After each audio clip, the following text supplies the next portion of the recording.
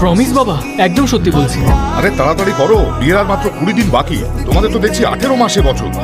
নিকি sorry, মানে তোমার সঙ্গে ওইভাবে কথা বলাটা উচিত হয়নি। আমি কথা দিচ্ছি আর কোনো অসভ্যতা করবো না, নো ফ্লার্টিং, কোনো বাজে কথা বলবো না। Excuse me. হয়ে গেছে তোমার, এবার বেরোই। আমি এখনো কিছু কিনিই নি, কেউ আমার কথা শুনছেই না। তাই নাকি? Excuse me miss. Thank you. Sir, এই ম্যাডাম কে? দূর সম্পর্কের আত্মীয়। এত ইজিলি ফ্লার্ট করো কি করে? খুবই সহজ, প্রথমে একটু মিথ্যে বলতে হয়, ওদের একটু মিথ্যে প্রশংসা করতে হয়, মেয়েরা বলে সব যে মেয়ে কিন্তু একরকম হয় না। ছেলেদের ব্যাপারে সব মেয়েরই ভাবনা চিন্তা আলাদা আলাদা হয়। এবার তো তোমাকে পরের থিওরিটাও বলতেই হবে।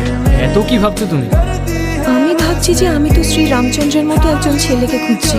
আমি কি এরকম ছেলে পাবো বলো না? আরে হয়তো পেয়ে যেতেও পারো, এটা আমি কি করে বলবো?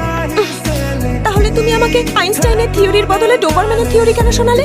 এবার তো আমার চিন্তা হচ্ছে যে আমি আদৌ মনের মতো ছেলে পাবো কিনা।